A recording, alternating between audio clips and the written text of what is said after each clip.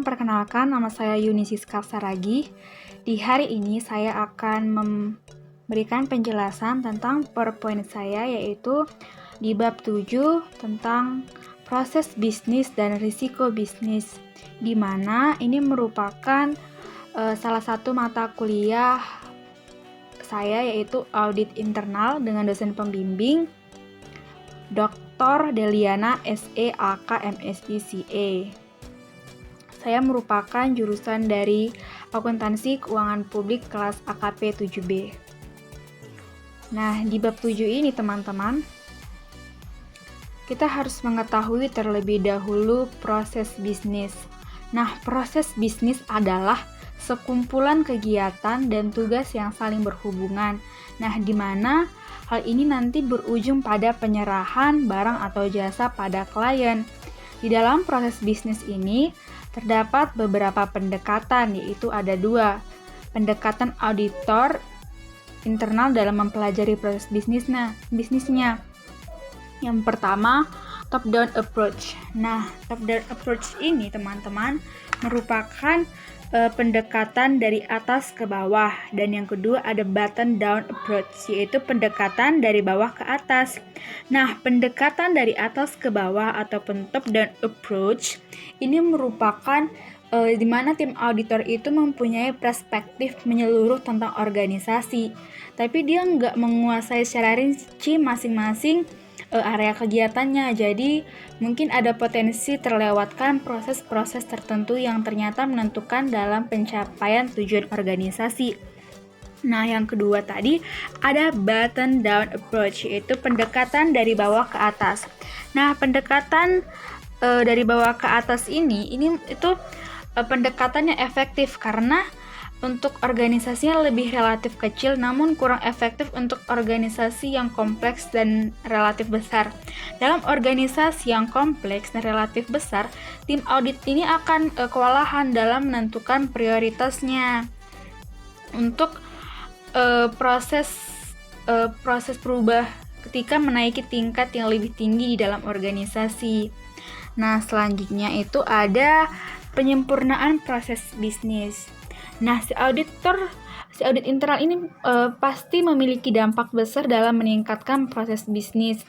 Jadi, ada beberapa penyempurnaan proses bisnis. Nah, yang pertama adalah pilih proses yang tepat. Di mana si audit internal ini dapat memulai proses perbaikan dengan memilih area bisnis yang dapat meningkatkan nilainya. Nah, sebagaimana misalnya berhubungan dengan audit ini ada pendekatan berbasis risiko adalah cara terbaik untuk memilih area bisnis untuk proyek perbaikan. Lalu yang kedua, peroleh dukungan pimpinan. Walaupun dalam bisnis ataupun dalam organisasi tersebut tentu ada tim-tim yang menangani proyek, seringkali mengalami yang namanya resistensi dari peserta lain untuk melakukan perubahan. Nah, sehingga di sini adalah para individu ini seringkali percaya bahwa orang lain memerlukan penyesuaian dan bukan mereka gitu yang menyesuaikan. Nah, di sini si audit internal ini tuh membantu untuk mengatasi perlawanan ini dengan meminta pimpinan mendukung atau mensponsori proyek perbaikan ini. Nah, lalu yang ketiga ada isi proyek dengan tenaga yang diperlukan. Untuk mengisi proyek dengan tenaga yang diperlukan, tentu ada tim-tim audit yang memerlukan tenaga-tenaga yang terlatih dengan keahlian yang tepat untuk mengerjakan adanya analisis proses bisnis yang menyelesaikan proyek tersebut supaya berhasil. Nah, tim ini pun memiliki kemampuan untuk menambah nilai pada proses bisnis tersebut. Lalu tetapkan tolak ukur. Dalam penetapan tolak ukur ini merupakan salah satu area yang dipilih untuk diperbaiki. Audit internal mempunyai alat pengukur selama proyek ini berlangsung. Nah, misalkan apa sih standar kinerja untuk kegiatan ini? Apakah perhati ini baik untuk fungsi yang ditangani? Lalu adakah indikator-indikatornya? Lalu ada kunci keberhasilan dari fungsi yang ditangani. Lalu yang kelima ada identifikasi peluang-peluang untuk perbaikan. Nah, di dalam identifikasi ini ada analisis kesenjangan dan analisis proses yang memungkinkan si audit internal ini nantinya mengidentifikasi adanya ketidakefisien tugas-tugas yang tidak mempunyai nilai tambah dan peluang lain untuk perbaikan. Lalu penyempurnaan proses bisnis selanjutnya adalah lakukan pengujian transaksi. Dalam melakukan pengujian transaksi, kebanyakan proses penyempurnaan proses itu melakukan pengujian dengan pengendalian. Ada fokus tambahan dalam pengujian transaksi ini. Nah, misalkan menilai efektivitas prosesnya, biayanya, efisiensi, dan selanjutnya ada efektivitas pengendalian. Lalu adalah pahami akar permasalahan. Pasti untuk setiap masalah, tim proyek audit internal itu harus menggali ke bawah permukaan persoalan untuk memahami akar permasalahannya sebenarnya apa. Sehingga dalam hal ini itu manajemen akan mengetahui adanya suatu isu atau masalah yang terjadi. Nah, proyek yang berjalan itu menambah nilai dengan memberikan pemecahan pada akar permasalahannya. Jadi untuk menyelesaikan solusi atau memberikan solusi pada permasalahan, kita harus mengetahui ataupun paham terlebih dahulu apa sih akar permasalahannya tersebut. Lalu yang kedelapan, cari jalan keluar, pecahkan masalahnya. Nah, di sini berarti kita harus mencari jalan keluar tersebut atas permasalahan yang ada. Selanjutnya, ceritakan kisah bisnisnya. Untuk menceritakan kisah bisnisnya ini, teman-teman, auditor internal ini harus memulai dengan isu yang paling penting, persoalan yang paling penting. Jika laporannya tidak mulai dengan headline atau pokok-pokok bahasanya, para pembaca akan kehilangan arah dan tidak akan menangkap isu-isu terpentingnya. Sehingga si auditor ini tuh harus menyusun prioritas dalam melaporkan isu dengan menggunakan poin-poin perspektif audit. Lalu yang terakhir ada atur dengan baik penyampaian bisnis.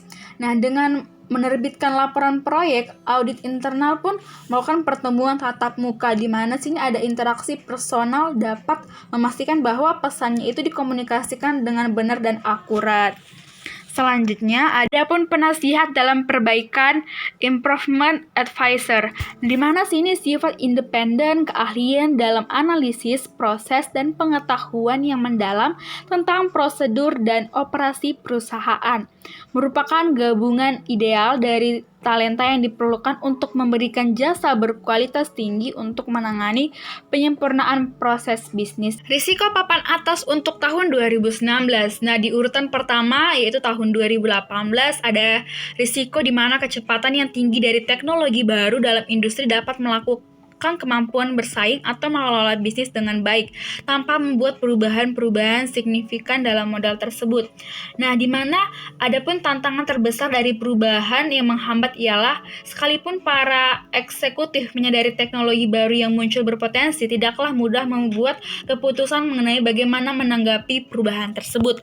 Selanjutnya ada beberapa risiko bisnis papan atas juga. Di sini ada terbagi 3, yaitu makroekonomi isu ataupun permasalahan resiko ekonomi makro, yaitu ada gejolak pasar uang global dan nilai tukar uang negara. Ini tentu secara menyeluruh karena dia secara global. Gejolak pasar uang global dan nilai tukar uang negara. Lalu ada strategic risk issue, yaitu permasalahan resiko tentang strategi, di mana aplikasi-aplikasi teknologi informasi secara signifikan mempengaruhi cara-cara berbisnis seperti yang dikenal sekarang ataupun 4.0. Lalu ada operational risk issue ataupun isu ataupun permasalahan resiko operasional. Nah, misalkan adalah ketidakpastian mengenai kemampuan pemasok utama. Jika adanya pemasok utama tidak mampu menyelesaikan orderan ataupun ketidakpastian yang ada dalam stoknya, tentu akan menyebabkan permasalahan operasional. Nah, baiklah, terima kasih telah menonton video ini. Semoga bermanfaat untuk menambah wawasan teman-teman mengenai proses bisnis dan risiko bisnis. Terima kasih.